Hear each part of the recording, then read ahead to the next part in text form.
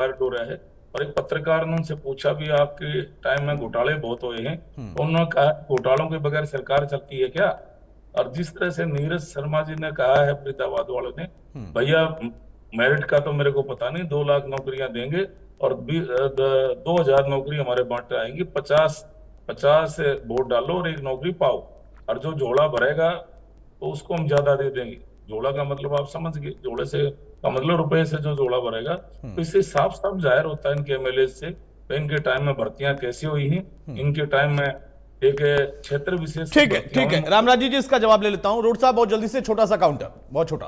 जी जी, मैं एक तो रामराज जी को ये कहना चाहता रहा था कि हमने ना तो महिलाओं के खाते में 1 लाख रुपए डालने की बात की, ये खटापट आरोप बोलते हैं, नहीं बोली कभी भी। और एक मैं कहना ये चाहता हूं कि जो भी गोगी जी ने और हमारे नीरज शर्मा जी ने बयान दिया, पार्टी ने उससे किनारा किया, कहा ये दोनों विधायकों का व्यक्तिगत बयान है।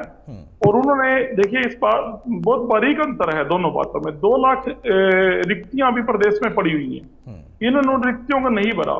रोजगार मुहैया बढ़ने नहीं देती भाई, प्रदेश में बनने जा रही कांग्रेस सरकार की प्राथमिकता है, लेकिन हम योग्यता क्या मैं इस बात दे लूं, हम भर्ती विधान के तहत यानी मेरिट पर हमारे यहाँ पर हरियाणा से बाहर के युवा नहीं लगेंगे जैसे भारतीय जनता पार्टी ने लगाई।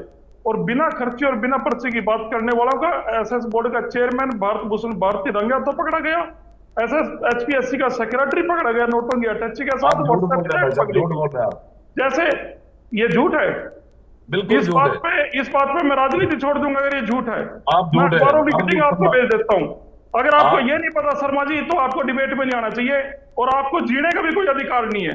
जिस व्यक्ति को ये नहीं पता प्रदेश में क्यों रहा है उस आदमी भाई किसी को जीने, प्रजातंत्र में इतना भी मत छूटे कि किसी को जीने का अधिकार नहीं है, वो अलग बात है। रोड साहब मेरा सवाल दूसरा था, क्या पार्टी ने किनारा कर लिया, उससे आपको लगता है कि हाँ ये मुद्दा नहीं बनेगा? आपके अगर एमएलए ये कह रहे हैं और पार्टी कह रही है व्यक्तिगत विचार है, चलिए मान लिया, लेकिन क्या ये मुद्दा नहीं बन जाएगा?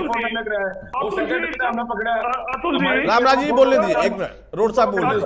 अतुल जी, जब रंगे हाथों पकड़े जाने के बाद उस बात को नहीं मानते तो ऐसे लोगों को तो भगवान पे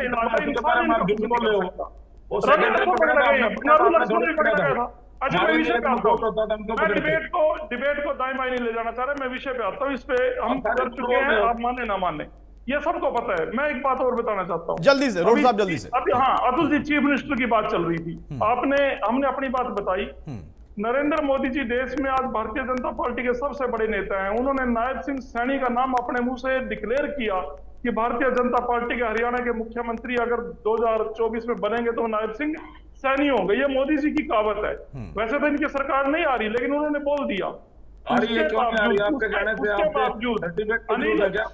उसके बावजूद भी अनिल विज जी ने क्या कहा कि मुख्यमंत्री मैं बनना चाह रहा हूं। यानी मोदी जी के बयान आने के बाद अगर बीजेपी का कोई नेता मुख्यमंत्री बनने की बात, वहां भी प्रजातंत्र है ना रोड साहब, वहां भी प्रजातंत्र है, वो भी कह रहे हैं हमारे यहाँ भी प्रजातंत्र है। बहरहाल विवेक चौधरी, मैं आपके पास ही आ रहा हूं। चौधरी साहब, क्या कांग्रेस के अंदर कोई टूट या फूट सी दिख रही है? क्योंकि पार्टी लड़ रही है, दमदार तरीके से लड़ रही है, आप लोग भी लड़ रहे हैं, नेता हैं, अपना अपना दावा प्रस्तुत करते हैं, बीजेपी में भी किया, वहां पर भी किया, हो सकता है आपकी पार्टी में भी दावा हो।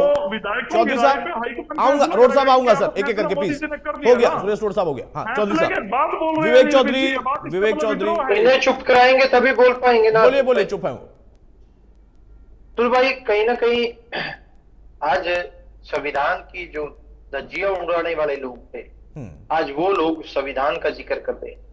आज ना केवल भारतीय जनता पार्टी ना कांग्रेस, दोनों के ही हालात आप देख सकते हैं। और इस डिबेट के अंदर बहुत कुछ हरियाणा प्रदेश की जनता ने देखने का भी काम।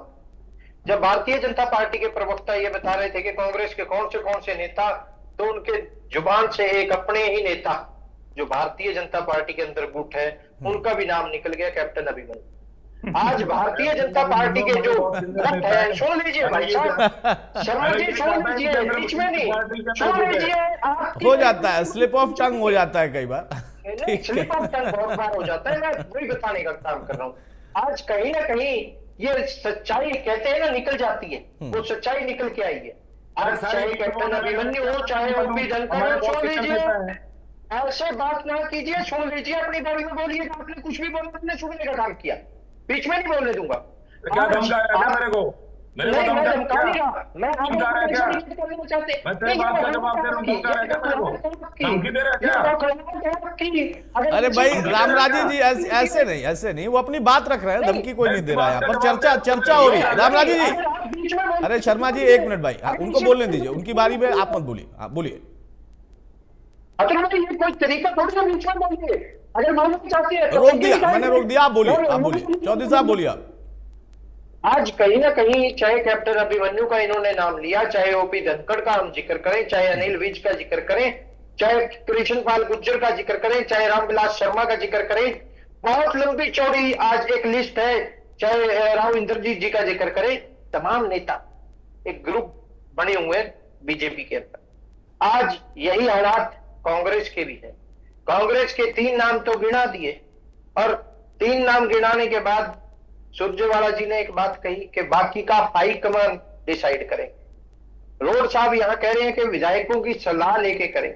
अरे विधायकों की सलाह तो 2005 में कुछ और थी, भूपेंद्र हुड्डा तो नहीं थी। विधायकों की सलाह तो 2005 में भजन लाल जी थे, पर आज जो काम भजन लाल जी के साथ हुड्डा साहब ने किया वही भविष्य में इनके साथ होने जा रहा है, वो तो भविष्य की बात है। आज हम तो एक चीज जानते हैं, दोनों ही राष्ट्रीय पार्टियां आपस में ही लड़ के मरने का काम करेंगी। आज चाहे पुरानी कांग्रेस हो, चाहे न्यू कांग्रेस जो भारतीय जनता पार्टी बन चुकी है, दोनों का सेम हालात है। आज एक बात कही रोड साहब ने कि उनके व्यक्तिगत बयान थे, जो विधायकों ने कहा कि नौकरी बेचने के 2 विधायकों का इन्होंने जिक्र किया। मान लेते हैं रोड साहब सीनियर प्रवक्ता है, इनकी बात भी मान लेते हैं, इन्होंने कहा कि उनके व्यक्तिगत बयान थे, तो कुलदीप शर्मा ने जो बयान दिया वो भी व्यक्तिगत था क्या? उनके लड़के चाणक्य शर्मा ने जो बयान दिया वो भी व्यक्तिगत था क्या? जो वीरेंद्र सिंह ने बयान दिया वो भी व्यक्तिगत था क्या? जो जयप्रकाश ने महिलाओं के बारे में बयान दिया वो भी व्यक्तिगत था क्या? आज आपके तमाम विधायक, आपके तमाम नेता किस तरह की बयानबाजी करने लग रहे हैं। कुलदीप शर्मा साफ कहते हैं कि नौकरियां लगवाने का काम करूंगा, आप वोट दो, आपके हिस्से में जो आएगी उससे 20-25% फालतू देने का काम करूंगा। तो उनके बेटे चाणक्य शर्मा ये कहते हैं कि भूपेंद्र हुड्डा से आप फार्म भर के दे दो, भूपेंद्र हुड्डा से नौकरी लगा के लाना मेरा काम है।